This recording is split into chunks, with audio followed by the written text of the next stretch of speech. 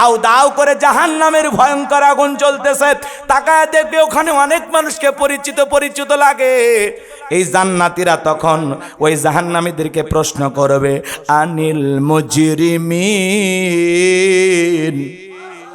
অপরাধী সম্পর্কে তারা জিজ্ঞাসা করে বলবে, মা সালাকাকুম ফি সাকর, কোন অপরাধে এই সাকর নামক জাহান্নামের আগুনে জ্বলতেছো?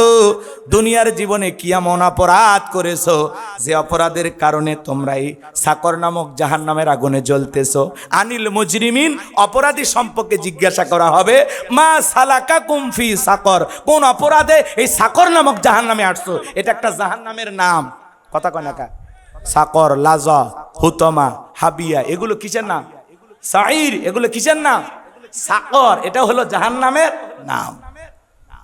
এইবার যারা সাকর নামক জাহান্নামের আগুনে জ্বলবে, এই মানুষগুলো জান্নাতি যেই মানুষেরা, তাকে জিজ্ঞাসা করবে, কোন অপরাধে এই সাকর নামের জাহান্নামের আগুনে জ্বলতেছো? কি এমন অপরাধ করেছো দুনিয়ার জীবনে চেনা চেনা লাগে? মনে হয় পাশের গ্রামে বাড়ি ছিল, তোমাকে দেখে চেনা চেনা লাগে, কেন তোমরা জাহান্নামের আগুনে জ্বলতেছো? ওই জাহান্নামের আগুনে যারা জ্বলবে ওদের মধ্য থেকে একদল উত্তর করে বলবে, এই জাহান্নামে আসার পিছনে আমাদের 4টি অপরাধ। জোরে বলেন, কয়টি? 4টি অপরাধের কারণে আজকে আমরা সাকর নামক জাহান্নামের আগুনে জ্বলতেছি। আমাদের 1 নাম্বার অপরাধ, ক্বালু লাম নাকু মিনাল মুসাল্লিন। আমাদের 1 নাম্বার অপরাধ, আমরা দুনিয়াতে মুসল্লি ছিলাম না, নামাজ আদায় করতাম না, সালাত আদায় করতাম না। ক্বালু লাম নাকু মিনাল মুসাল্লিন, আমরা দুনিয়াতে মুসল্লি ছিলাম না, সালাত আদায় করতাম না, নামাজ পড়তাম না। শুধু মসজিদ সুন্দর বানাইলে হবে না, ওই মসজিদে যারা সালাত আদায় করবে তাদের দিলটাও সুন্দর হওয়ার দরকার আছে না নাই? মসজিদ বড় করলেই হবে না, নামাজির দরকার আছে না নাই? মসজিদের উন্নয়ন কল্পে কালেকশন করা হলো, বলেন বাজান, মসজিদের উন্নতি কল্পে টাকা কালেকশন করা হলো, ওই মসজিদে নামাজ আদায় করবে মুসল্লি ইমানদারও কালেকশন করার দরকার আছে না নাই? কোনদিন শুনছিলেন মসজিদের মাইকে ডাকা হচ্ছে, সামনের কাতার পূরণ করতে আরো 3 জন লাগবে, চলে আসেন তাড়াতাড়ি। দ্বিতীয় কাতার পূরণ করতে আরো 2 জন লাগবে, চলে আসেন তাড়াতাড়ি। পাওয়া যায় না। কিন্তু আমরা কালেকশনের জন্য কত কষ্ট করে বলি, কে দিবেন 5,000, 10,000। শুধু মসজিদের টাইলস বানাইলে হবে না বাজান, মসজিদের চাকচিক্য সৌন্দর্য দিয়া কাজ হবে না। ওখানে যারা নামাজ আদায় করবে, মসজিদের গেটে লেখা রাখবেন আত-তাকওয়া জামে মসজিদ, ওইখানে যারা নামাজ আদায় করবে তাদের অন্তরে তাকওয়ার আয়না আগে বসাইতে হবে। অন্তরে তাকওয়া থাকা লাগবে। কিয়ামতের ময়দানে মানুষকে আল্লাহ রাব্বুল আলামিন 3 শ্রেণীতে ভাগ করবেন। এর মধ্যে যারা ডান পাশে থাকবে তারা হলো নিরাপদ, ডানপন্থী যারা, তারা যাবে কোথায়? আল্লাহ রাব্বুল আলামিন বলেন, ফি জান্নাতি ইয়াতাসাআলুন। ডান পাশে যারা কিয়ামতের ময়দানে স্থান লাভ করবে তারা জান্নাতের বাগানে প্রবেশ করবে। বলুন সুবহানাল্লাহ। ফি জান্নাতি ইয়াতাসাআলুন, যারা জান্নাতের বাগানে প্রবেশ করবে, জান্নাতের বাগানে প্রবেশ করার পরে একে অপরকে জিজ্ঞাসাবাদ করবে, পরস্পরে আলাপ আলোচনা হবে। বলেন না সুবহানাল্লাহ। একজন জান্নাতি আর একজন জান্নাতিকে জিজ্ঞাসা করবে, পরস্পরে আলাপ আলোচনা হবে। সুবহানাল্লাহ বলবেন না? মনে করেন আজকের মাহফিলের সভাপতি ডাক্তার এম.এ. করিম প্রধান দুলু, দোয়া করলাম আল্লাহ আজকের মাহফিলে যিনি সভাপতি, আল্লাহ দয়া করে আপনি যদি তাকে জান্নাত দেন, ও আল্লাহ ওই একই জান্নাতে আমি গোলাম রব্বানীকে কবুল করে নেবেন। জোরে বলেন আমিন। আল্লাহ আমাদের সবাইকে একই জান্নাতে কবুল করে নেন। জোরে বলেন আমিন। আর একটু জোরে বলুন আমিন।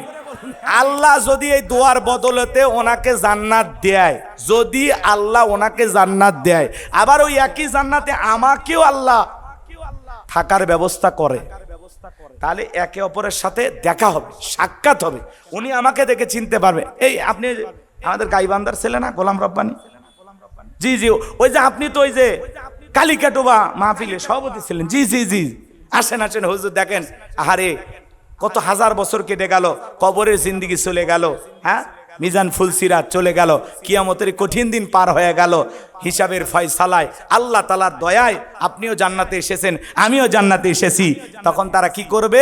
জান্নাতের বাগানের সুন্দর চেয়ারে বসে একে অপরের সাথে গল্পে লিপ্ত হবে। বলুন সুবহানাল্লাহ। আড্ডা দেবে, আড্ডা। সুবহানাল্লাহ বলেন। ফি জান্নাতি ইয়াতাসাআলুন, তারা জান্নাতের বাগানে প্রবেশ করবে, একে অপরের সাথে জিজ্ঞাসাবাদ করবে, আলাপচারিতা করবে। বলুন না সুবহানাল্লাহ। কষ্ট হচ্ছে? অনেকে বলতেন হুজুর দোয়া করলে জান্নাত ততই সহজ। আল্লাহর নবী মুসা আলাইহিস সালামের নাম আপনারা শুনেছেন। নবী মুসা আল্লাহকে ডেকে বলেন, আল্লাহ আপনি কি আমাকে জান্নাত দেবেন? আল্লাহ ডেকে বলে, পয়গম্বর এটা কেমন কথা? অবশ্যই তোমাকে জান্নাত দেব। তুমি নবী মানুষ, কেন জান্নাত দেব না? অবশ্যই জান্নাত দেব। পয়গম্বর ডেকে বলে, আল্লাহ জান্নাত দেবেন আমার জানতে বড় মনে চায়। জান্নাতে আমার প্রতিবেশী কে হবে? আমার আল্লাহ ডেকে বলে, পয়গম্বর জান্নাতে তোমার প্রতিবেশী যে হবে, তোমার পাশের ফ্ল্যাটে যে থাকবে, সে হলো দুনিয়াতে একজন কসাই। পয়গম্বর ডেকে বলে, আল্লাহ দুনিয়াতে এত মানুষ থাকতে কসাই কেন আমার সাথে জান্নাতে যাবে? আমার আল্লাহ ডেকে বলে, পয়গম্বর কেন যাবে? সব যদি আমি বলে দেই, তোমার কি কোনো দায়িত্ব নাই? যাও অমুক বাজারে চলে যাও, তুমি নিজেই যা দেখো আমি আল্লাহ কেন কসাইকে জান্নাত দেব। এইবার পয়গম্বর চলে গেলেন সেই বাজারে। কসাই এবার গোস্ত বিক্রি করার পরে সুন্দর কিছু গোস্ত টোকলার ভিতরে না বাড়ির পথে রওনা করেছেন। মুসা নবী কাছে যায় বলে, আজকে যদি আমি আপনার বাড়ির মেহমান হই, আপনার কি কোনো আপত্তি আছে? কসাই ডেকে বলে, আলহামদুলিল্লাহ, আপনার মতো মানুষ মেহমান হলে আমার তো সৌভাগ্যবান ব্যক্তি আমি। চলেন আমার সঙ্গে বাসায় চলেন। এইবার পয়গম্বর কসাইয়ের বাড়িতে চলে গেলেন। কসাই সুন্দর করে রান্না বান্না করলেন। লম্বা কিছু আলোচনা আছে বাজার, লম্বা করার সুযোগ হবে না। সুন্দর করে রান্না করার পরে বাটির ভিতরে গোস্ত দিয়া জনম দুঃখিনী মার মুখে তুলে খাওয়াইতেছে। মা চোখে দেখতে পারে না। জনম দুঃখিনী মা সন্তান খাবার তুলে খাওয়াইলেন। এরপরে জনম দুঃখিনী মা খাওয়ার শেষে হাত তুলে বলে, আল্লাহ আমার ছেলেটা আমাকে এত মোহাব্বত করে, এত ভালোবাসে, নিজের হাতে আমারে তুলে তুলে খাওয়ায়। ও আল্লাহ, যে ছেলে আমি মার এত সেবা করে, আমি আমার সন্তানের জন্য দোয়া করি, এই জামানার মুসা নবী যেই জান্নাতে থাকবে, আমার ছেলেটাকেও তুমি ওই একই জান্নাতে কবুল করে নিও। মা দোয়া করতেছে জামানার মুসা নবীর সাথে যেন আল্লাহ জান্নাতে কবুল করে নেয়। এইবার কসাই যখন মুসা নবীর কাছে চলে আসলেন, ডেকে বলে, ও কসাই, একজন মহিলার কণ্ঠের আওয়াজ আমি শুনতে পাইলাম, কে হয় তোমার বলো? বলে, ওইটাই তোমার জনম দুঃখিনী মা, প্রতিদিন দোয়া করে আল্লাহর কাছে জামানার নবী মুসার সাথে যেন আল্লাহ আমাকে একই জান্নাতে কবুল করে। আপনি বলেন, কই জামানার নবী মুসা আর কই আমার মতো সামান্য কসাই আল্লাহকে এই দোয়া কখনো কবুল করতে পারে? আল্লাহর পয়গম্বর মুসা ডেকে বলে, কসাই আল্লাহ তাআলা তোমার মায়ের দোয়া কবুল করেছেন। আল্লাহ তাআলা আমাকে জানিয়ে দিয়েছেন, আমি যেই জান্নাতে থাকবো, ওই একই জান্নাতে আল্লাহ তাআলা তোমার মায়ের দোয়ার কারণে তোমাকেও কবুল করেছেন। বলুন সুবহানাল্লাহ। মায়ের দোয়ার কারণে একটা কসাই যদি পয়গম্বর মুসা আলাইহিস সালামের সাথে জান্নাতে যেতে পারে, ও গাইবান্দার গোবিন্দাগঞ্জের মুসলমানেরা বলেন তো, সেই মায়ের দোয়া নিয়ে আমরাও জান্নাতে যেতে পারবো কিনা? পারবো কিনা বলেন? তাহলে সেই মায়ের দোয়া নেওয়ার দরকার আছে না নাই? এজন্য আল্লাহ রাব্বুল আলামিন বলেন, অকদা রাব্বুকা আল্লা তা'বুদু ইল্লা ইয়্যাহু ওয়া বিল ওয়ালিদাইনি ইহসানা। আল্লাহ বলে, আমার ইবাদত করো, আমার গোলামি করো, আমার ইবাদতের সাথে কাউকে শরীক করো না। আমার ইবাদতের পরে তোমাদের দায়িত্ব হলো মাতা পিতার খেদমত করা, তাদের সাথে উত্তম আচরণ করা, ভালো ব্যবহার করা।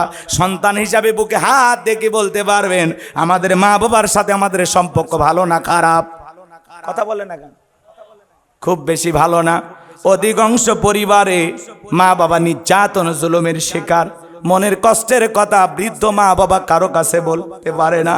আজকে যদি প্রত্যেকটা পরিবারে মা বাবা ভালো থাকতো, তাহলে এই দেশে বৃদ্ধাশ্রম গড়ে উঠতো না।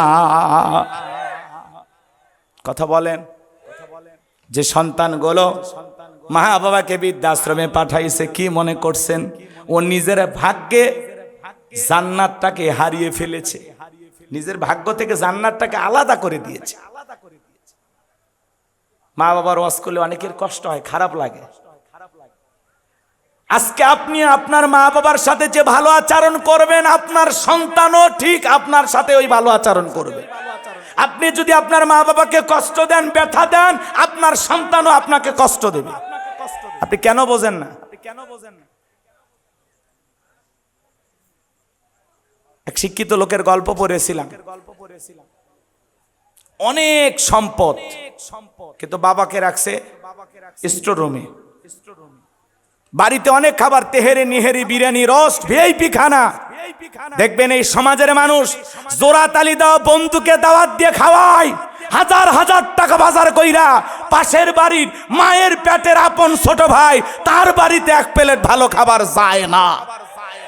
আপনি মুসলমান দাবি করেন নিজেকে,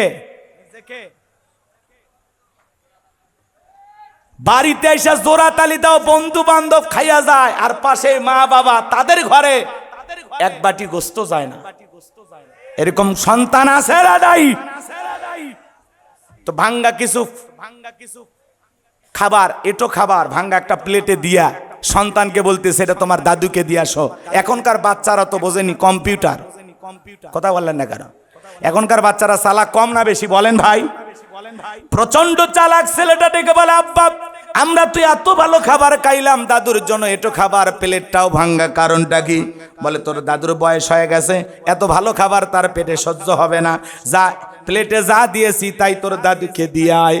ছোট্ট ছেলেটা ডেকে বলে আব্বু দাদুর মতো একদিন আপনারও বয়স হবে, আমি প্লেটটা যত্ন করে রেখে দিব, যখন দাদুর মতো আপনার বয়স হবে এই একই প্লেটে করে আমিও আপনাকে খাইতে দেব। শিক্ষিত মানুষ বিবেকের দরজা খুলে গেছে, ভাঙ্গা প্লেটের খাবার ফেলে দিলেন, সন্তানকে বুকের সঙ্গে জড়ায় নিয়ে বলে বাবা কলেজ বিশ্ববিদ্যালয় যা শিখতে পারি না আজকে তোর কাছে তাই শিখলাম। সন্তানটাকে বুকে জড়ায় নিয়ে বলে বাবা তোর কারণে আমার জীবনের একটা ভুল দূর হয়ে গেল। এইবার সুন্দর করে বাবাকে গোসল করা দিলেন, সুন্দর জামা পরা দিলেন। স্ত্রী এই দৃশ্য দেখার পরে বোঝেনি তো পরের বেটি, শ্বশুর ভালো থাক শাশুড়ি ভালো থাক এটা চায় না। কথা বলে না কেন? প্রত্যেকটা ছেলের বউ যদি শাশুড়িকে নিজের মায়ের মতো মনে করত, আর এই ডিজিটাল ডাইনি শাশুড়িগুলো যদি ছেলের বউদেরকে নিজের মেয়ের মতো মনে করত, সংসারে বউ শাশুড়ির যুদ্ধ থাকতো না। শাশুড়ি নিজের মেয়ে ভালো থাকলে ভালো প্রশংসা করে, আর ছেলের বউটা ভালো থাকলে ভালো দেখতে পারে না। আছে না নাই? কয় আমার জামাই এতই ভালো, আমার মেয়ে যা বলে তাই শোনে। আর ছেলেটা বিয়ে করার পরে বইয়ের কথা শুনে চললে তখন বলে এমন একটা ছেলের বউ পাইছি, আসার সাথে সাথে ছেলের তাবিজ করছে। কথা কন না কেন? এই হলো মা জাতির চরিত্র। লম্বা হবে বাজান, লম্বা করবো না। স্ত্রী ডেকে বলে কি ব্যাপার? এই বৃদ্ধ মানুষটাকে আবারও বিল্ডিং এর উপরে তুলে আদর যত্ন করা শুরু করলেন। ব্যাপারটা কি? বলে শোন, আজ থেকে আমরা যা খাবো বাবা তাই খাবে, আমরা যা পরবো বাবা তাই পরবে, আমরা এই রুমে ঘুমাবো পাশের রুমে বাবা ঘুমাবে, আজ থেকে আর বাবাকে কষ্ট দেওয়া যাবে না। যদি আমার বাপের সাথে করিস বাড়াবাড়ি 1 2 3 পাঠায়া দিব তোরে বাপের বাড়ি। বউ যদি খালি মাঝে মাঝে একটু ধমক দেওয়া যায়, পুরুষ আপনি মারার দরকার নাই, শাসন করবেন। বোমা সাপের মতো খালি ফসফস করবেন, মারবেন না। কথা কন না কেন? মারার দরকার নেই, এমন রাগ দেখাবেন, বুঝতে পারছেন? জান বোঝে যে আজকে কিছু একটা হয়ে যাবে, কিন্তু মারার দরকার নেই। বউ যারা মারে এরা ছোট লোক, এরা কি কথা কয় না। একজন বউরে পিটাইতেছে, এমন পিটাইতেছে, কয় যতক্ষণ না বাপ ডাকছিস ততক্ষণ ছাড়বো না। এরকম বোকা ছোকা আছে না? তা মানুষজন বলে বউরে এত পিটাস কেন? কয় পিটাবো না। এই বেহা নারীর বাবা 1.5 লাখ টাকা দেওয়ার কথা, মাত্র 50,000 টাকা দিছে। আমি শ্বশুর বাড়ির থেকে এখনো 1 লাখ টাকা পাই, ও মনে হালখাতার টাকা পায়। এরকম লুভি আছে না নাই? আল্লাহ ওদের হেদায়েত দান করুক। এটা জোরে বলেন আমিন। এজন্য ভাইয়ের আমার, স্ত্রীর কথায় কখনো মা বাবাকে অবহেলা করা যাবে না। স্ত্রীর কথায় কখনো আপন ভাই বোনকে অবহেলা করা যাবে না। হাদিস শরীফের ভিতরে আসছে, যারা রক্তের আত্মীয় স্বজনের জন্য খরচ করে, রক্তের আত্মীয় স্বজনের জন্য সুসম্পর্ক বজায় রাখে। ভালো করে বুঝবেন, যারা রক্তের আত্মীয় স্বজনের জন্য টাকা পয়সা খরচ করে, এদের সম্পদকে আল্লাহ তাআলা বৃদ্ধি করবেন, এদের হায়াতকে আল্লাহ বৃদ্ধি করবেন। বলুন সুবহানাল্লাহ। কোন স্ত্রী যদি খরচে বাধা দেয়, তার মানে ওই বোকা স্ত্রী জানে না। ওই মা বোনদেরকে আমি বলতেছি, মা, আপনি যদি আপনার স্বামীর কল্যাণ চান, আপনার স্বামী ধনী হোক, টাকাওয়ালা হোক, তাহলে তাকে স্বাধীনভাবে তার মা বাবা ভাই বোনের জন্য খরচ করতে দিতে হবে। কথা কয় না কে? আপনার স্ত্রী যতই চালাক হোক, স্ত্রীর কথা শুনবেন না। মেয়ে মানুষ এমন এক আজব প্রাণী, বাপ রে বাপ। নারী জাতি বুঝতে পারলেই নিয়ামত, না বুঝতে পারলেই কিয়ামত। কথা বলে ঠিক কিনা? বুঝতে পারলেই খুবই ভালো, না বুঝতে পারলেই সুন্দর আলোকিত ঘরটা অন্ধকারে পরিণত হয়ে যাবে। কথা বলে ঠিক কিনা? এই জন্য মা জাতিকে বুঝতে হবে, ওদেরকে বেশি শাসন করতে যাবেন না। বাঁকা হারের তৈরি, সোজা করতে গেলে আরো বাঁকা হবে। কথা কয় না? কথা কয় না? রাগ করতেছেন মনে হয় আপনারা? করতেই পারেন বাজান, গভীর রাত হয়েছে, আমি আর আপনাদেরকে কষ্ট দিতে চাই না। এ তরুণ যুবকেরা, তোমাদের পায়ে হাত দিয়ে অনুরোধ করে বলে যায়, মা বাবার সাথে কখনো খারাপ ব্যবহার করবা না, মা বাবার সাথে কখনো কষ্ট দিবা না। তোমার আচরণে তোমার মা বাবা কষ্ট পায়, আ শব্দ করে, এমন ঘটনা কখনো ঘটানো যাবে না। পিতা মাতার চেহারার দিকে তাকাইলে সওয়াব পাওয়া যায়। কোন সন্তান যদি তার মা বাবার চেহারার দিকে তাকায়, আল্লাহ রাব্বুল আলামিন আমল নামায় ওমরা হজের সব লিখে দেয়। বলুন সুবহানাল্লাহ। হজের সব খালি মা বাবার চেহারার দিকে তাকাই। আর আমরা কি করি? চেহারার দিকে তাকাইলে রাগ করে, বুড়া বুড়ি মনে করে, আর শ্বশুর শাশুড়ি পাইয়া পাগল হয়ে যায়। শাশুড়ির দরজায় হুন্ড একটা দিছে পালসার, বোঝেন নাই? শাশুড়ির দরজায় ব্রেক করে ডাক দেয়, আম্মা। শাশুড়িকে ছোটবেলায় মাদ্রাসায় পড়েছিল, গুন্না মুখস্থ করছে। শ্বশুরের দেখালে, আব্বা কেমন আছেন? আব্বা কি খেয়েছ? শ্বশুর কয়, মারাত্মক এক জামাই পেয়েছি। কে? কয়, ছোটবেলায় মাদ্রাসায় পড়েছে, কলকলার সব হরফ মুখস্থ। শ্বশুরক ডাকে আব্বা আম্মা, মা বাবা হয়ে যায় বুড়া বুড়ি। তোর কপালত লাত্তিয়ার গুড়ি, মরার পরে ফেরেশতারা বাইরা ফুটে করবে ভুরি, জাহান্নামে হবে তোর বসত বাড়ি। নবীর এক সাহাবী মারে কাঁদি করে নিয়ে খানায় খাবার তফ করতেছে। আল্লাহ রসুল খুশি হয়ে গেলেন, জিজ্ঞাসা করলেন, সাহাবী কাঁদে কে? সাহাবী বলেন, হুজুর আমার মা। নবী ডেকে বলে, সাহাবী বড় ভালো কাজ করতেছো, মায়ের সেবা করার কিসমত আমার হয় নাই, তুমি বড় ভালো কাজ করতেছো। সাহাবী ডেকে বলে, হুজুর আমি যে আমার মাকে নিয়ে খানায় খাবার তফ করতেছি, আমি কি আমার মায়ের হক আদায় করতে পেরেছি? আল্লাহর পয়গম্বর ডেকে বলে, আমার সাহাবী শোনো, আল্লাহ যদি কিয়ামত পর্যন্ত তোমাকে হায়াত দেয়, আর তুমি যদি তোমার মাকে কাঁধে করে নিয়ে এইভাবে খানায় কাবা তপ করো, তোমার মা তোমাকে জন্ম দেওয়ার সময় প্রসবের যাতনায় আ শব্দ করেছিল, ওই একটা আ শব্দের হক দুনিয়ার কোনো সন্তান আদায় করতে পারবে না। বলুন আল্লাহু আকবার। এজন্য বিশ্বনবী বলেছেন, হুমা জান্নাতুকা ওয়া নারুকা, তোমার পিতা মাতাই তোমার বেহেশত, তোমার পিতা মাতাই তোমার দোজখ। পিতা মাতা খুশি, আরশের মালিক আল্লাহ খুশি। পিতা মাতা বেজার, আরশের মালিক আল্লাহ বাজার। এ যুবক, ইনকামে যদি বরকত চাও, দাম্পত্য জীবনে যদি ভালো থাকতে চাও, মা বাবার দোয়া ছাড়া ভালো থাকা যাবে না। আমি হুজুর দোয়া করলে কবুল হইতেও পারে, নাও হইতে পারে, কিন্তু তোমার মা তোমার বাবা তোমার জন্য যদি দোয়া করে, বন্দুকের গুলি মিস হবে রে যুবক, তোমার মা বাবার দোয়া মিস হবে না। তোমার মা বাবা দোয়া করতে দেরি, আসমানের মালিক আল্লাহর কাছে সেই দোয়া পৌঁছাইতে দেরি করবে না। বলুন সুবহানাল্লাহ। এই জন্য মা বাবাকে অবহেলা করা যাবে না। সন্তানকে নিঃস্বার্থ ভালোবাসা দেয় শুধু মা বাবা, পৃথিবীতে সবাই ভালোবাসে স্বার্থের কারণে। আর এই দুইটা মানুষ সন্তানকে ভালোভাবে নিঃস্বার্থভাবে, তার নাম হলো মা আর বাবা। এই জন্য যুবক, তোমাদের পায়ে হাত দিয়ে অনুরোধ করে বলে যায়, মা বাবার মনে কষ্ট দেওয়া যাবে না। কোন কোন যুবক পিতা মাতার খেদমত করি, তাদের মুখে হাসি ফোটায়া তাদের দোয়া নিয়ে জান্নাতে যেতে চান, দুইটা হাত তুলে আল্লাহকে দেখান। আল্লাহ আমাদের সবাইকে পিতা মাতার খেদমতকারী সন্তান হিসেবে কবুল করুন। একটু জোরে বলুন না আমিন। আপনি আপনার মা বাবাকে ভালো রাখবেন, ভালো খাওয়াবেন, আপনার সন্তানও আপনাকে ভালো রাখবে, ভালো খাওয়াবে। কখনো মা বাবার মনে কষ্ট দেবেন না। তাদেরকে বোঝা মনে করবেন না। পিতা মাতা বৃদ্ধ বয়সে পাইছেন, এটা আল্লাহর অনেক বড় নিয়ামত। কথা বলে না কেন? অনেক বড় নিয়ামত, বোঝা মনে করবেন না, অনেক বড় নিয়ামত। অনেক কথা বলা যায়, সময় নাই, এই জন্য আপনাদেরকে আর কষ্ট দিতে চাচ্ছি না। বিরক্ত হচ্ছেন আমার কথায়? তাহলে মা বাবার সাথে ভালো আচরণ করবেন তো ইনশাআল্লাহ? করবেন তো ইনশাআল্লাহ? আল্লাহ কবুল করুন, জোরে বলুন আমিন। হে যুবক, মা বাবার মনে কষ্ট দেওয়া যাবে? মায়ের মনে কষ্ট দেওয়া যাবে? একটা মা কত কষ্ট করে সন্তানের জন্য, নিজে না খাইয়া সন্তানের মুখে খাবার তুলে দেয়। কি দরদি মা! রক্তে ভাসিয়া যাতনাই কাঁদিয়া আনলে মাগো আমায় এই দুনিয়ায়, তোমার ঋণ আমি কি দিয়ে শোধাই মাগো, তোমার ঋণ আমি কি দিয়ে শোধাই। দেখেছি পৃথিবীতে প্রথম মায়ের মুখ, পেয়েছি ভালোবাসায় পূর্ণ মায়ের বুক। বলতে পারি না কথা, মা বোঝে আমার ব্যথা, বলতে পারি না কথা, মা বোঝে আমার ব্যথা। তাই তো রেখেছো মা বুকেতে জড়াই, তোমার ঋণ আমি কি দিয়ে শোধাই, তোমার ঋণ আমি কি দিয়ে শোধাই। কখনো গভীর রাতে উঠলে আমি কেঁদে, বুকে মা শক্ত করে রাখতো আমায় বেঁধে। তোমার এই দুধের দাম কে দেবে প্রতিদান, এই দুনিয়ায় মাগো আজ মেলে নাই।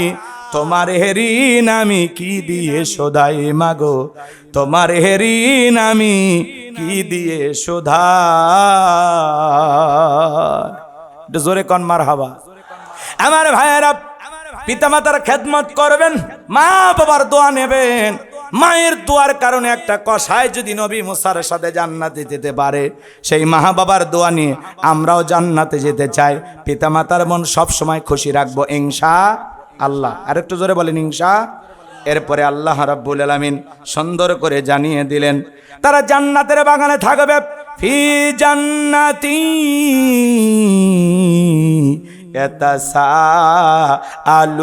ইয়াতাসাআলুন। তারা জান্নাতের বাগানে প্রবেশ করার পরে একে অপরের সাথে আলাপচারিতা করবে, গল্প করবে, একে অপরকে জিজ্ঞাসাবাদ করবে। আলাপ আলোচনা করতে করতে হঠাৎ করে তাদের দৃষ্টি চলে যাবে নিচের দিকে। তাকায় দেখবি নিচের দিকে দাউ দাউ করে জাহান্নামের ভয়ঙ্কর আগুন জ্বলতেছে। তাকায় দেখবি ওখানে অনেক মানুষকে পরিচিত পরিচিত লাগে। এই জান্নাতীরা তখন ওই জাহান্নামীদেরকে প্রশ্ন করবে, আনিল মুজরিমিন। অপরাধী সম্পর্কে তারা জিজ্ঞাসা করে বলবে, মা সালাকাকুম ফি সাকর। কোন অপরাধে এই সাকর নামক জাহান্নামের আগুনে জ্বলতেছো? দুনিয়ার জীবনে কি এমন অপরাধ করেছো যে অপরাধের কারণে তোমরা এই সাকর নামক জাহান্নামের আগুনে জ্বলতেছো? আনিল মুজরিমিন, অপরাধী সম্পর্কে জিজ্ঞাসা করা হবে, মা সালাকাকুম ফি সাকর। কোন অপরাধে এই সাকর নামক জাহান্নামে আসছো? এটা একটা জাহান্নামের নাম। কথা কয় না কা? সাকর, লাজা, হুতমা, হাবিয়া, এগুলো কিসের নাম? সাইর, এগুলো কিসের নাম? সাকর, এটা হলো জাহান্নামের নাম। এইবার যারা সাকর নামক জাহান্নামের আগুনে জ্বলবে, এই মানুষগুলো জান্নাতি যেই মানুষেরা, তাকে জিজ্ঞাসা করবে, কোন অপরাধে এই সাকর নামের জাহান্নামের আগুনে জ্বলতেছো? কি এমন অপরাধ করেছো দুনিয়ার জীবনে চেনা চেনা লাগে? মনে হয় পাশের গ্রামে বাড়ি ছিল, তোমাকে দেখে চেনা চেনা লাগে। কেন তোমরা জাহান্নামের আগুনে জ্বলতেছো? ওই জাহান্নামের আগুনে যারা জ্বলবে, ওদের মধ্য থেকে এক দল উত্তর করে বলবে, এই জাহান্নামে আসার পিছনে আমাদের 4টি অপরাধ। জোরে বলেন কয়টি? 4টি অপরাধের কারণে আজকে আমরা সাকর নামক জাহান্নামের আগুনে জ্বলতেছি। আমাদের 1 নাম্বার অপরাধ, ক্বালু লাম নাকু মিনাল মুসাল্লিন। আমাদের 1 নাম্বার অপরাধ, আমরা দুনিয়াতে মুসল্লি ছিলাম না, নামাজ আদায় করতাম না, সালাত আদায় করতাম না। ক্বালু লাম নাকু মিনাল মুসাল্লিন। আমরা দুনিয়াতে মুসল্লি ছিলাম না, সালাত আদায় করতাম না, নামাজ পড়তাম না। শুধু মসজিদ সুন্দর বানাইলে হবে না, ওই মসজিদে যারা সালাত আদায় করবে তাদের দিলটাও সুন্দর হওয়ার দরকার আছে না নাই? মসজিদ বড় করলেই হবে না, নামাজির দরকার আছে না নাই? মসজিদের উন্নয়ন কল্পে কালেকশন করা হলো, বলেন বাজান, মসজিদের উন্নতি কল্পে টাকা কালেকশন করা হলো, ওই মসজিদে নামাজ আদায় করবে মুসল্লি ইমানদারও কালেকশন করার দরকার আছে না নাই? কোনদিন শুনছিলেন মসজিদের মাইকে ডাকা হচ্ছে, সামনের কাতার পূরণ করতে আরো 3 জন লাগবে, চলে আসেন তাড়াতাড়ি। দ্বিতীয় কাতার পূরণ করতে আরো 2 জন লাগবে, চলে আসেন তাড়াতাড়ি। পাওয়া যায় না। কিন্তু আমরা কালেকশনের জন্য কত কষ্ট করে বলি, কে দিবেন 5,000 10,000। শুধু মসজিদের টাইলস বানাইলে হবে না বাজান, মসজিদের চাকচিক্য সৌন্দর্য দিয়া কাজ হবে না। ওখানে যারা নামাজ আদায় করবে, মসজিদের গেটে লেখা রাখবেন আত-তাকওয়া জামে মসজিদ, ওইখানে যারা নামাজ আদায় করবে তাদের অন্তরে তাকওয়ার আয়না আগে বসাইতে হবে। অন্তরে তাকওয়া থাকা লাগবে। এত রাতে তুলে দিয়েছেন, কি ওয়াজ করব? আমি যে কথাগুলো বলতেছি কোরআন হাদিসের বাইরে না ভিতরে? আমি বললাম না, সময় দিলে গুছিয়ে কথা বলা যায়, সময় দেবেন না আলোচনা হবে না। মনে হবে রে হুজুরের ওয়াজ নেটে শুনছিলাম কি সুন্দর, আজকে এরকম কেন হলো? তুলে দিয়েছেন 11টায় 12টায়, ওইটা আর মনে নাই। 10টায় উঠাবেন, 12টায় প্রোগ্রাম শেষ, গভীর রাত পর্যন্ত প্রোগ্রাম করলাম। ফজরের নামাজ যদি কাজা হয়, বলেন এই মাহফিল কোনো কাজে আসবে? বলেন লাভ হবে? আজকের মাহফিল থেকে যদি 4-5 জন মানুষ ফজরে নতুন মুসল্লি বৃদ্ধি পায়, মাহফিলকে কবুল করবেন কে? তাহলে যারা জাহান্নামের আগুনে দাউ দাউ করে জ্বলতেছে, জাহান্নামের আগুনে চেহারাটা পুরে কয়লা হয়ে গেছে, এই সমস্ত মানুষ বলতেছে ক্বালু লাম নাকু মিনাল মুসাল্লিন, দুনিয়াতে সালাত আদায় করতাম না, আমি নামাজ পড়তাম না, এই জন্যই জাহান্নামের আগুনে জ্বলতেছি। তাহলে নামাজ না পড়লে জাহান্নামের আগুনে জ্বলতেছে, তাহলে নামাজি হয়ে জান্নাতের বাগানে বসতে চান কারা কারা? একটু হাত তোলেন তো দেখি। আল্লাহ আমাদের সবাইকে 5 ওয়াক্ত নামাজি বানায় দেন। জোরে বলেন আমিন। আর একটু জোরে বলুন আমিন। হাত নামান। এ যুবক, অনেক মুরব্বী নামাজে যাওয়ার সময় তোমাকে আহ্বান করে, ডাক দেয়, এ যুবক খেলাধুলা বন্ধ করে মসজিদে যাও। যুবক তুমি ধমক দে, বলে ও চাচা আপনি জান তো, মিসাই ডাক দেয়। এরপরে বন্ধু বান্ধবকে বলে মুরব্বী কেমন দিলাম, তুমি মুরব্বী দাওনি, নিজেরটা নিজে কি দিছো? এ কথা কয় না। মসজিদে আজান হয় আর আপনি ঘাড় বেঁকা করিয়া মসজিদের ধার দিয়ে হেঁটে যান। এমনও লোক আছে মসজিদের সাথেই বাড়ি, কপাল পরা মসজিদে আসেন। এ কথা কন নাকি আপনারা? এরকম লোক নাই?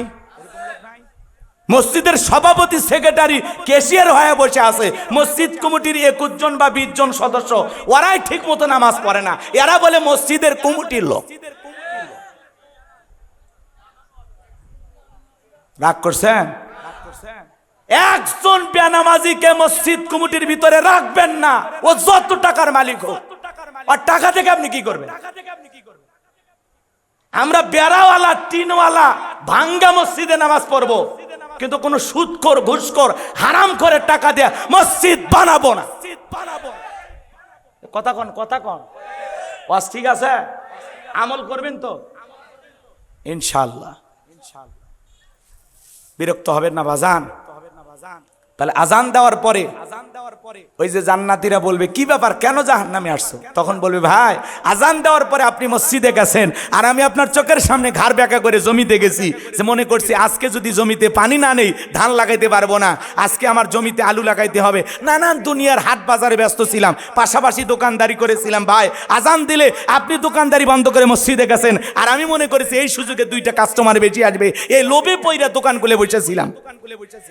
আখেরাতের দোকানদারি করি নাই। কথা বলেন। আমার কি যে ভালো লাগে যখন কোনো মার্কেট দিয়ে যায় আর ওখানে লেখা আছে কিছু সময়ের জন্য নামাজের বিরতি, লেখা আছে নামাজ চলাকালীন আমাদের দোকান বন্ধ থাকবে। এই সাইনবোর্ড গুলো দেখে এত ভালো লাগে, কারণ এই দেশে তো আর ইসলাম কায়েম করতে পারিনি আমরা। সৌদি আরবে আজান হয়েছে, কোটি কোটি টাকার দোকানে মাল সম্পদ ফেলায় নামাজে যাচ্ছে, কেউ টাচ করবে না। কথা বলেন ঠিক কিনা? আর বাংলাদেশে সিসি ক্যামেরা লাগানো আছে, এরপরে কোটি কোটি টাকার দোকানপাট লুট হয়ে যায়, স্বর্ণের দোকান চুরি হয়ে যায়, এমনকি সিসি ক্যামেরাও চুরি হয়। এজন্য বাজান গো আমার, সমাজে ইসলাম কায়েম না করা পর্যন্ত সমাজকে সুন্দর করা যাবে না। কথা বলেন, কথা বলেন। সমাজের সব মানুষকে পরিবর্তন করতে হলে লাগবে কার বিধান? আল্লাহর বিধান। কথা বলেন ঠিক কিনা? কষ্ট হয়েছে আপনাদের? 4টি অপরাধ যদি আমি গুছিয়ে আরো বলতে চাই অনেক সময় লাগবে, সংক্ষিপ্ত বলে দিয়ে যাই, আমি আর কষ্ট দিতে চাই না। তাহলে 1 নাম্বার অপরাধ, তালা দুনিয়াতে মুসল্লি ছিল না, নামাজ আদায় করতো না। যুবক, নামাজ পড়ো, এই যৌবন বয়সে আল্লাহর ইবাদত করে কাটায় দাও। এই যৌবনকালে রুকু সিজদা আল্লাহর দরবারে কবুল হবে। এই যৌবনকালের ইবাদতের একটা আলাদা মজা আছে, আলাদা একটা স্বাদ আছে, কথা বলে, যেটা বৃদ্ধকালে পাইবা না। বৃদ্ধকালে অস্বস্তি, লম্বা সময় রুকুত থাকলে থাকা যায় না, তো শরীর ক্লান্ত, মনে হয় ওপর হয়ে পড়ে যাব। সিজদায় বৃদ্ধকালে বেশি সময় থাকা যায় না, মনে হয় এই বুঝি দম আটকে মারা যাব, কারণ আমার হাঁপানি, তাই না? কিন্তু যুবক বয়সে এগুলো সমস্যা নাই, রক্ত গরম আছে। এই টক বগে এই যৌবনকালের এই সুন্দর সময়টা রুকু সিজদা করে নামাজ আদায় করে আল্লাহর গোলামি করে কাটাবো তো ইনশাআল্লাহ। যুবক, তোমরা পরিবর্তন হয়ে যাও, আল্লাহ হেদায়েত দান করেন। ওরা বলে আমাদের 2 নাম্বার অপরাধ, ওয়ালাম নাকুনু তুইমুল মিসকিন।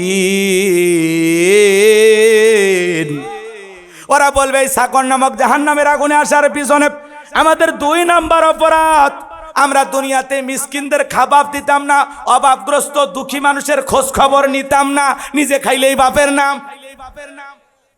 আমরা গরিব দুঃখীদের সাহায্য সহযোগিতা করতাম না, মিসকিনদের পাশে দাঁড়াইতাম না, তাদেরকে সাহায্য করতাম না। তাহলে বলেন তো বাজান, যারা গরিব দুঃখী মিসকিন অসহায় দরিদ্র এই সমস্ত মানুষদেরকে সাহায্য সহযোগিতা করে না, তারা কোথায় যাবে? আপনি ধনী, আপনাকে আল্লাহ সম্পদ দিয়েছে, আপনার সম্পদের মধ্যে গরিবের হক আছে না নাই? জোরে বলেন, আছে না নাই? আমার নবী বসে আছেন, একজন ভিক্ষুক এসে বলে, নবী আমার একটা জুব্বা দিয়া দেন, আমার একটা জুব্বা লাগবে, আমার পরনে কোনো জুব্বা নাই। বিশ্ব নবী নিজের পরনের জুব্বা খুলে ওই ভিক্ষুককে দিয়ে দিলেন। বলেন আল্লাহু আকবার। আল্লাহ আসমান থেকে বলে, জিবরাইল যা, জান্নাতি যুবক নিয়ে যা, জান্নাতি জুব্বা নিয়ে যায় আমার বন্ধুকে পরায়া দে, আর জানায়া দে আমার বন্ধু যদি অতিরিক্ত থাকে সেখান থেকে দেবে, নিজের শরীরেরটা খুলে দেওয়ার দরকার নাই। আল্লাহু আকবার বলে। জিবরাইল এসে জুব্বা দিলেন আর বললেন, নবী আপনার 2-4টা বেশি থাকলে সেখান থেকে দিবেন, নিজের শরীরেরটাই খুলে দিলেন। কেমন নবী পাইছি, সুবহানাল্লাহ বলেন। আল্লাহ বলেছেন, ওয়া আম্মা সাইলা ফালা তানহার, তোমার বাড়ির দরজায় কোনো সায়েল দরিদ্র গেলে খালি হাতে ফিরাও না, কিছু না কিছু দিয়ে বিদায় করো। কথা বলেন। আর আমরা চালাকি করি, ফকির মিসকিন দেখলে ঠাট্টা বিদ্রুপ করি। কথা বলে না কেন? হাসি তামাশা করি যে হুজুর এলে ব্যবসা, ফকির এগের এলে ব্যবসা, ব্যবসা হোক যা হয় হোক, আপনার টেনশন কে? মাঝে মাঝে অবশ্য দেখা যায় ভালো পাও নিয়ে ল্যাংড়া লুলে সাজা ভিক্ষা করতেছে, অনেক মানুষ পিটে টিটে তারা দৌড় মেরে পালাতেও দেখছি আমরা, এলে ভিডিও সমাজে ভাইরাল হয়, তাই না? কিন্তু একটা মানুষ অসহায় হয়, তো এটা তো আর বিজনেস না। বলেন, ভিক্ষা বৃত্তি সবাই করতে পারে? হ্যাঁ, ভিক্ষে করে এটা কি সবাই পারে? মানুষের কাছে হাত পাতার স্বভাব কি সবার হয়? অনেকে বলে না খেয়ে মরে যাবো ভাই, কারো কাছে হাত পাতবো। তো যাই হোক, এই সমাজে আমরা অনেক সময় দেখি অন্ধ সাজার অভিনয় করে, ল্যাংরা লুলা সাজার অভিনয় করে, আবার পিটুনি দিলে দৌড়ে পার হয়ে যায়। কথা বলেন। এই জন্য মানুষের অনেক সময় আস্থা বিশ্বাসটা হারিয়ে যায় যে হুজুর এটা আসল ফকির না নকল ফকির, সত্যিই কি অভাবের ভিক্ষুক না স্বভাবের ভিক্ষুক, বোঝা যায় না। কথা বলেন ভাই। আমাদের সমাজে এরকম আছে, ভালো জিনিস আমরা কখনো আল্লাহ রাস্তায় দেই না। মসজিদ মাদ্রাসা থেকে ধান কালেকশন করতে আসছে, সবচাইতে আখির মিশানো ধানগুলো আমরা দিয়ে দিই। কথা কন না কেন? সিটা পাতান মিশানো আছে ওগুলো দিয়ে দেই, ভালোগুলো দিতে চাই না। মসজিদেও দেখবেন দান বক্সে দেখবেন সেরা টাকা পাওয়া যায়। আচ্ছা, আল্লাহর পবিত্র ঘরে আপনি দান করছেন সেরা টাকা, সেরা টাকা।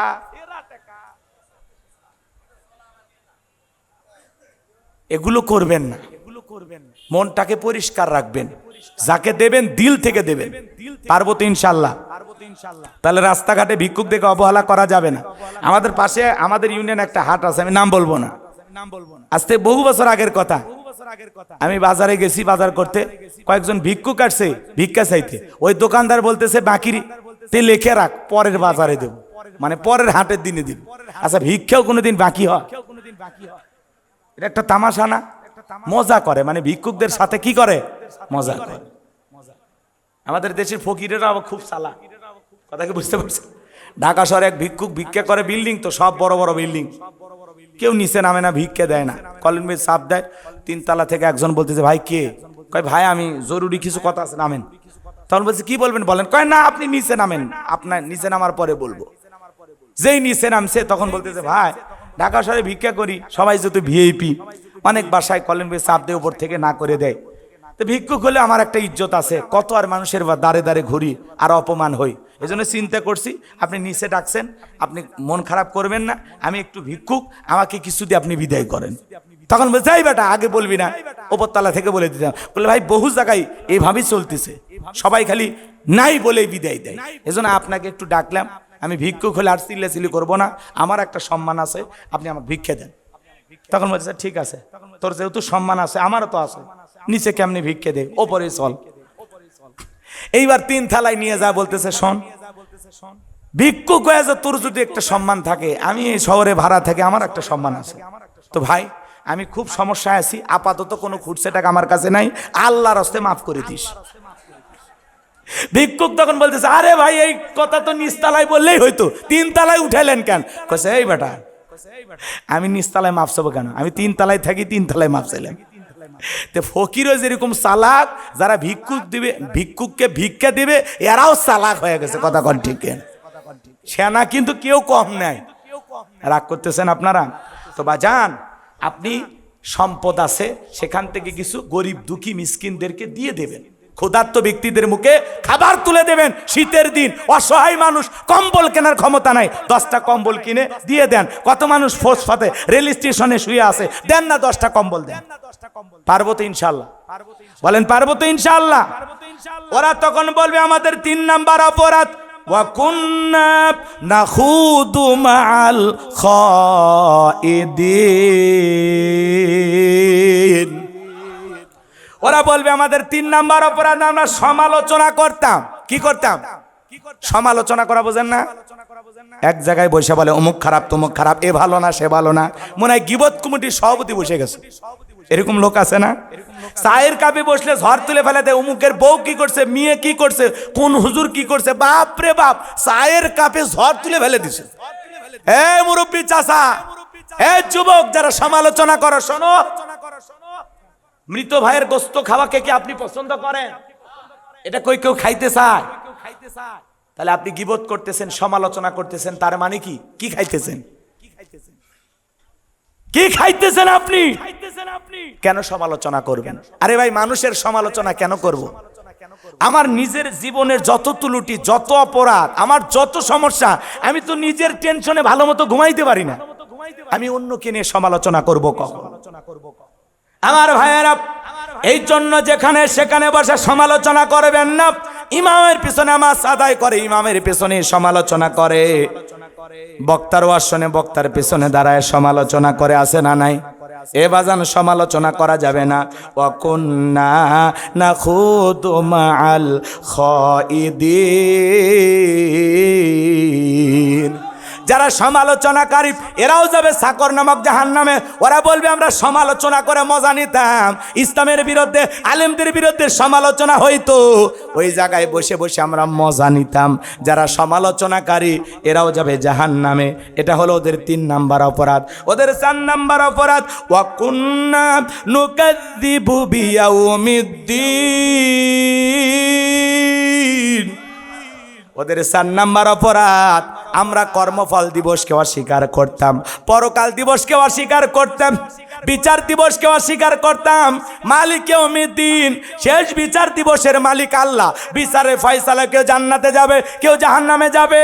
কঠিন কিয়ামতের এই ভয়ঙ্কর দিনটাকেই তারা অস্বীকার করত, কর্মফল দিবসকে অস্বীকার করত। ওরা বলতো মরার পরে এলে আর টেনশন। কথা কন না?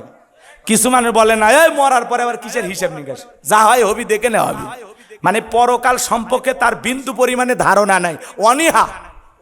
পরকাল সম্পর্কে ঠাট্টা বিদ্রুপ করে, হাসি তামাশা করে, রং ঢং করে চলে। ও মনে করে মরার পরে যা হয় একটা হবি, মানে মরার পরে আর ধারণা যে ফেরেস্তার সাথে নাকত ঘুষি মেরে চলবি। ঘুষি মারার শক্তি আর থাকবি ভাই? এজন্য আল্লাহ বলেন ওয়াকুন্না নুকাযযিবু বিয়াউমিদ্দিন, তারা বলবে আমরা কর্মফল দিবসকে অস্বীকার করতাম। এই যে পরকাল নামক একটা দিবস আছে, এই পুরোটা আমরা অস্বীকার করতাম। পরকালের ব্যাপারে আমরা ছিলাম উদাসীন, আমরা ভাবি নাই যে ফয়সালায় জান্নাত জাহান্নাম হবে, এটা আমরা কখনো ভাবিই নাই। কথা কি বুঝতে পারছেন? তাহলে যারা আখিরাতের ব্যাপারে উদাসীন, কর্মফল বিচারের ফয়সালায় জান্নাত জাহান্নাম হবে এই ব্যাপারে যারা উদাসীন, এরা থাকবে সাকর নামক জাহান্নামে। 4টি অপরাধ। 1 নাম্বার, আমরা মুসল্লি ছিলাম না, ক্বালু লাম নাকু মিনাল মুসল্লিন, আমরা মুসল্লি ছিলাম না। 2 নাম্বার কি বললাম? কথা বল, ওয়ালাম নাকু নুতঈমুল মিসকিন, আমরা মিসকিনদের সাহায্য সহযোগিতা করতাম না, দুঃখী মানুষের খোঁজ খবর নিতাম না, অভাব অনাটনে তাদের পাশে দাঁড়াইতাম না। 3 নাম্বার, ওয়াকুন্না নাখুদু মাল খায়িদিন, আমরা সমালোচনায় ব্যস্ত নিতাম। আমাদের স্বভাব মানুষের সমালোচনা করা, নিজের সমালোচনার ব্যাপারে আমরা সতর্ক, অন্যের সমালোচনা নিয়ে আমরা ব্যস্ত। কথা বলেন।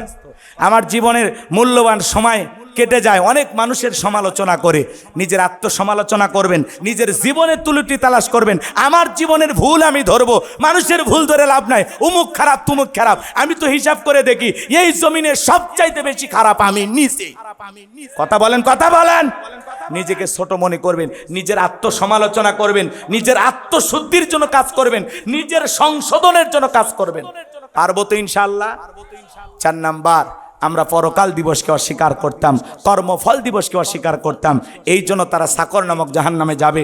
আল্লাহ পাক সূরা মুদ্দাসির থেকে যতটুকু আলোচনা হয়েছে, বক্তা শ্রোতা উভয়কে আমল করে জান্নাতে যাওয়ার মতো জিন্দেগি গড়ার তৌফিক দান করুন। ওয়া আখিরি দাওয়ানা আনিল হামদুলিল্লাহি রাব্বিল আলামিন। আসসালামু আলাইকুম ওয়া রাহমাতুল্লাহি ওয়া বারাকাতুহু। যে আল্লাহ আমার এলাকার মানুষকে ভালো রাখো, আমার গোবিন্দাগঞ্জের মানুষকে ভালো রাখো, গাইবান্ধার মানুষকে ভালো রাখো। এইভাবে পুরো দেশের জন্যই আমি দোয়া করেছি, নিজের এলাকার মানুষের জন্য প্রাণ ভরে আল্লাহর কাছে দোয়া করেছি। এজন্য আপনাদের দোয়া চাই। সারা দেশে কথা বলি, আল্লাহ যেন শারীরিক মানসিক সুস্থতা দান করেন, মৃত্যু পর্যন্ত কোরআনের হক কথাগুলো এই জমিনে বলার তৌফিক দান করেন। আর এ দেশে ইসলাম কায়েম করার জন্য আল্লাহ যেন আমাদের জানমাল সবকে কবুল করেন। আমরা যেন ইসলামের জন্য জীবন দিতে প্রস্তুত থাকি ইনশাআল্লাহ। চর্মচোখে আমরা একটাবার দেখতে চাই ইসলাম দিয়া সমাজটা কিভাবে চলে, একটাবার দেখার স্বপ্ন। আল্লাহ এই জমিনকে ইসলামের জন্য কবুল করো। আল্লাহর দিন যেন আমরা এই জমিনে প্রতিষ্ঠিত করতে পারি, আল্লাহ যেন তৌফিক দান করেন। এটা জোরে বলেন আমিন। 54 বছরে অনেক কিছু আমরা দেখেছি, একটাবার আমরা আল্লাহর আইন এই জমিনে প্রতিষ্ঠিত করতে চাই ইনশাআল্লাহ। কষ্ট পাচ্ছেন, কষ্ট পাচ্ছেন। এই সমাজে অনেক সমস্যা বাজান, কথা বলতে গেলেও সমস্যা, শুনাইতে গেলেও সমস্যা। আপনারা যে লালন শাহর মাজার শুনছেন না, এখানে কিন্তু দেখবেন যত মানুষ যাইতেছে গাঁজা খাইতেছে, মহিলারা পর্যন্ত গাঁজা খাইছে। এক মহিলা যা বলতেছে আমি 3 কলকি গাঁজা খাইছি, কিন্তু আমার ভিতরে আরো আগ্রহ জাগতেছে, আরো 2-1 কলকি গাঁজা খাবো। সুবহানাল্লাহ বলবেন না নাউজুবিল্লাহ। আবার এক বৃদ্ধকে সাংবাদিক প্রশ্ন করতেছে যে গাঁজা খাইতেছেন, আল্লাহর ভয় নাই আপনার? বলতেছে আমি আরো উল্টো আল্লাহকে প্রশ্ন করতেছি গাঁজাতে সে কেন নিশা দিল। একটু জোরে বলবেন নাউজুবিল্লাহ। এই যারা এই ভণ্ড পীরের দরবারে থাকে, লালন শাহর যারা ফকির ভেষ ধারণ করে থাকে, ও বলতেছে আল্লাহ গাঁজাতে কেন নিশা দিল। আর এক পাগল বলতেছে মদ রোপণ করা হয় না, হিরোইন রোপণ করা হয় না, মানে ফেন্সিডিল রোপণ করা হয় না, কিন্তু গাঁজাকে রোপণ করা হয়। গাঁজার গাছ আল্লাহ দিয়েছে, তার মানে গাছ যেহেতু দিয়েছে খাওয়া জায়েজ আছে। কিন্তু নাউজুবিল্লাহ বলবেন না। এগুলো কথা বলে সেই লালন শাহর মাজারে কুষ্টিয়াতে গাঁজার রমরমা ব্যবসা চলতেছে। এই আমাদের চোখের সামনে হারাম কাজগুলো হচ্ছে, গুনাহের কাজগুলো হচ্ছে। আজকে মাজারগুলোকে গাঁজা খাওয়ার নিরাপদ আশ্রয় বানায় ফেলছি আমরা। কথা বলেন ঠিক না? তো আল্লাহ যেন আমাদের হেদায়েতের পথে কবুল করেন। এটা জোরে বলেন আমিন। গাঁজার কলকিতে এমন টান মারে, এমন ধোঁয়া ছাড়ে, বাইরে প্রশাসন দাঁড়ায় থেকে মনে করছে যে মনে হয় এই জায়গায় ওরসের রান্না চলছে। এত ভণ্ডামি চলতেছে, নারী পুরুষ একত্রে হয় ডুগি তবলা বাজায় লাফালাফি করে জিকির করতেছে। আর একবার যদি জিকিরের তালে বিদ্যুৎ চলে যায়, দেখবেন বিদ্যুৎ আসার পরে কারো অন্যা ঠিক নাই, কে কি করতেছে ঠিক নাই। আল্লাহ হেদায়েত দান করুক। আমাদের গাইবান্ধাতে অবশ্য এগুলো নাই, আমি বলতে পারি, কারণ গাইবান্ধার মানুষ আল্লাহওয়ালা, এরা এগুলো পছন্দ করে না। এই জন্য খবরদার এই জিকিরের নামে রং তামাশা কেউ করবেন না। আল্লাহ যেন আমাদের হেদায়েতের পথে কবুল করেন। ওয়া আখিরি দাওয়ানা আনিল হামদুলিল্লাহি রাব্বিল আলামিন। আল্লাহুম্মা আমিন। রব্বানা যালামনা আনফুসানা ওয়া ইল্লাম তাগফির লানা ওয়া তারহামনা লানাকুনান্না মিনাল খাসিরিন। রব্বানা লা তুজিগ কুলুবানা বা'দা ইয হাদাইতানা ওয়া হাব লানা মিন লাদুনকা রাহমা ইন্নাকা আনতাল ওয়াহ্হাব। দয়াময় আল্লাহ, রাত্রি 1টা পার হয়ে গেছে, গভীর নিশীতে দুনিয়ার অফিস আদালতের দরজা বন্ধ, তোমার রহমতের দরজা এখন খোলা। তাহাজ্জুদের নামাজের সময় তোমার কতিপয় কিছু আতর আর মোহাব্বত ভালোবাসার বান্দা বান্দিদের সঙ্গে নিয়া আমি গুনাহগার তোমার গোলাম দুখানা করে হাত বাড়িয়েছি।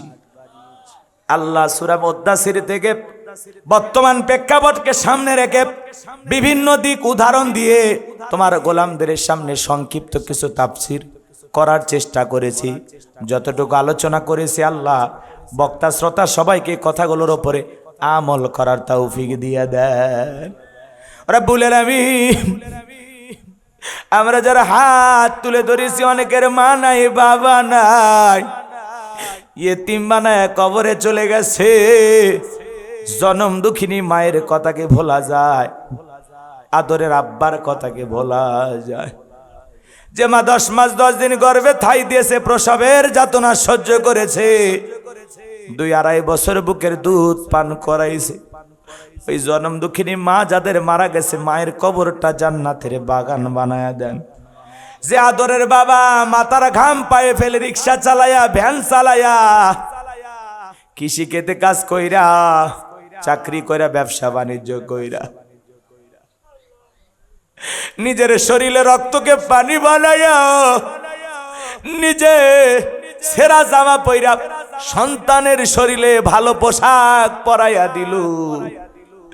যেই বাবা নিজেরা খায়া দুনিয়ার জমিনে আমাদের জন্য জায়গা জমি সম্পদ রেখে গেল, আজকে সেই বাবা বাচ্চারে পুকুর পারে ঘুমায়।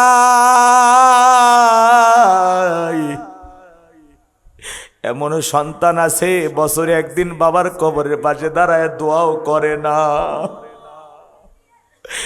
ও মালিক, ওই মা গারা বাবা গারা এতিম সন্তান যারা হাত তুলে ধরেছে তাদের চোখের পানি জমিনের পর রাখে, তাদের মা বাবাকে আপনি মাফ করে দেন। রব্বির হামহুমা কামা রব্বায়ানি সগীরা ওয়া রব্বির হামহুমা কামা রব্বায়ানি সগীরা।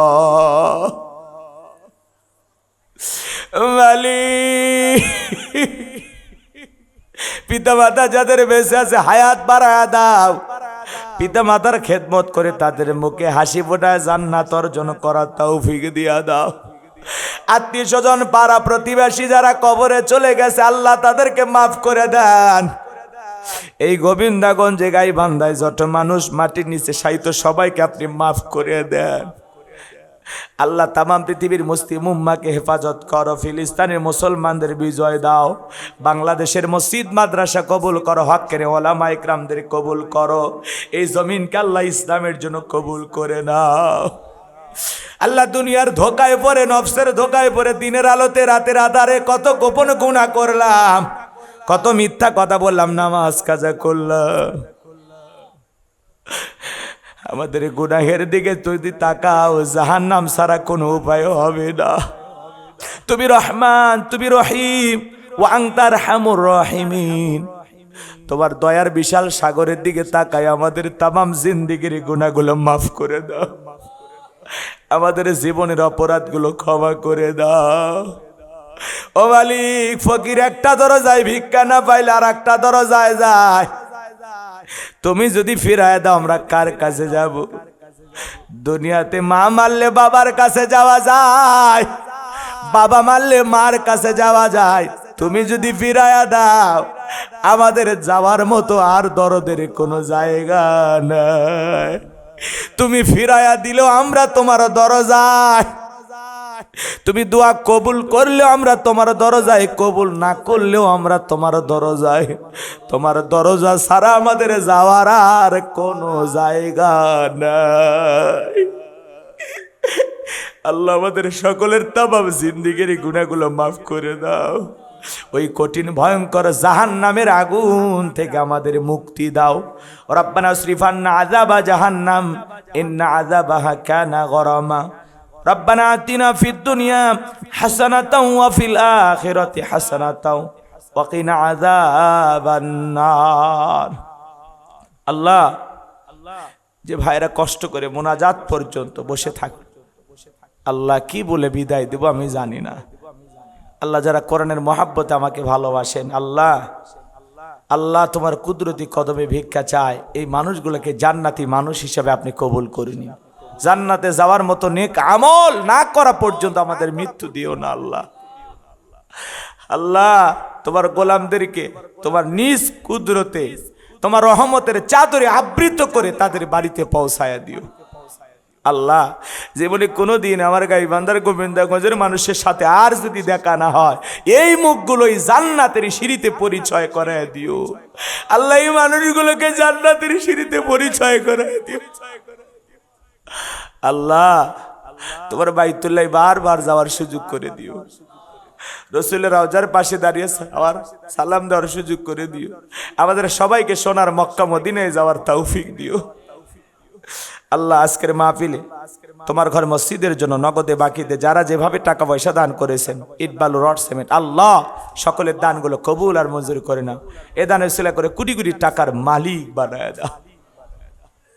আল্লাহ তাআলা আমার আতিক ভাগিনাকে কবুল কর, আব্দুর রহিম ভাইকে কবুল কর, তার পেরেশানি দূর করে দাও। আল্লাহ, আমার শাহাদত ভাইকে কবুল করে নাও। আমার কলিজার টুকরা সন্তান আবু বকরকে কবুল করো। আল্লাহ, আমার সন্তানদেরকে দ্বীনের জন্য কবুল করো। আল্লাহ আল্লাহ আমার মাদ্রাসাকে কবুল করে নাও। আল্লাহ, মসজিদ কবরস্থান বানানোর যে স্বপ্নগুলো দেখেছি আল্লাহ জীবনে পূরণ করা তৌফিক দিও। আল্লাহ, চলার পথকে নিরাপদ বানায় দিও। কোরআনের কথা বলার জন্য যে এলেম যে যোগ্যতা দরকার, আল্লাহ তোমার কাছে ভিক্ষা চাই, দিয়ে দাও। আল্লাহ, শারীরিক মানসিক সুস্থতা দান করো। আল্লাহ, এই কণ্ঠকে তুমি আল্লাহ হেফাজত করো। আল্লাহ, এই জবান দিয়ে যেন হক কথা বলতে পারি। আল্লাহ, মৃত্যু পর্যন্ত তোমার পথে মানুষকে আহ্বান করতে পারি, সেই তৌফিক আমাকে দান করো। সুবহানা রাব্বিকা রাব্বিল ইজ্জাতি আম্মা ইয়াসিফুন ওয়া সালামুন আলাল মুরসালিন আলহামদুলিল্লাহি রাব্বিল আলামিন।